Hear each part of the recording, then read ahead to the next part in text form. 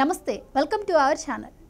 ఏపీలో అసెంబ్లీ ఎన్నికలకు ముందు కడప ఎంపీ వైఎస్ అవినాష్ రెడ్డికి గట్టి షాక్లే తగిలే సూచనలు కనిపిస్తున్నాయి. ఆయన ఎంపీ అభ్యర్థిగా నామినేషన్ వేయడానికంటే ముందే గడ్డు పరిస్థితులను ఎదుర్కోబోతున్నట్లుగా పరిస్థితులు ఉన్నాయి. వైఎస్ వివేకానందరెడ్డి హత్య కేసులో అరెస్టు భయంతో గత ఏడాది అవినాష్ రెడ్డి ముందస్తు బెయిల్ తెచ్చుకున్న సంగతి తెలిసిందే. తాజాగా ఆ ముందస్తు బెయిల్ రద్దవుతుందని భావిస్తున్నారు. ఎందుకంటే కోర్టులో అవినాష్ రెడ్డి బెయిల్ రద్దు చేయాల్సిందేనని సిబిఐ గట్టిగా వాదించింది. సిబిఐ నేరుగా పిటిషన్ వేయకపోయినప్పటికీ అప్రూవర్గా మారిన దస్తగిరి వేసిన పిటిషన్ను సిబిఐ పూర్తి స్థాయిలో సమర్థించింది. ఎంపీ అవినాష్ రెడ్డి ద్వారా తనకు ప్రాణహాని ఉందని వివేకా కేసులో అప్రూవర్గా మారిన దస్తగిరి కోర్టుకు వెళ్లారు. మరో నిందితుడైన దేవిరెడ్డి శివశంకర్ రెడ్డి కుమారుడు చైతన్యరెడ్డి తాను జైల్లో ఉన్న సమయంలో ప్రలోభాలకు గురిచేశాడని దస్తగిరి తన పిటిషన్లో పేర్కొన్నారు. ఈ సందర్భంగానే అవినాష్ రెడ్డి బెయిల్ రద్దును సిబిఐ గట్టిగా సమర్థించింది.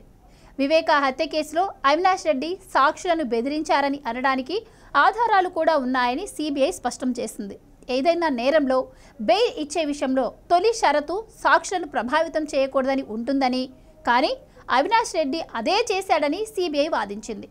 దీంతో కోర్టు ఆయన బెయిల్ రద్దు చేయకుండా ఉండటానికి కారణాలేమీ కనిపించట్లేదని నిపుణులు భావిస్తున్నారు. వివేకా కేసులో ఇప్పటికే ఆరోపణలు ఎదుర్కొంటున్న అందరు నిందితులు అరెస్ట్ అయ్యారు.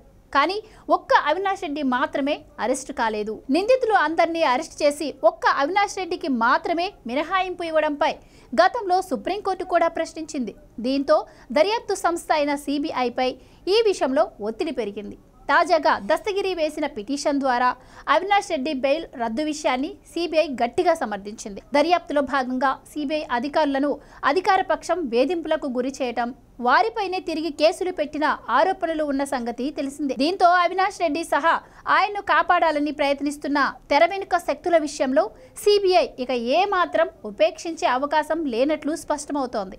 ఎన్నికలకు నామినేషన్ల గడువు ఈ నెల 18 నుంచి ప్రారంభమవుతూ ఉండగా అవినాష్ బెయిల్ రద్దుపై తదుపరి విచారణ 15వ తేదీన జరగనుంది. ఆయన బెయిల్ రద్దు చేస్తే నామినేషన్ల కంటే ముందే జైలుకు వెళ్లాల్సి ఉంటుంది. ఇదే జరిగితే తన తమ్ముడిని అక్రమంగా అరెస్టు చేశారు అంటూ జగన్మోహన్ రెడ్డి మరోసారి సానుభూతి రాజకీయాలు చేసే అవకాశం ఉందని అంటున్నారు విశ్లేషకులు.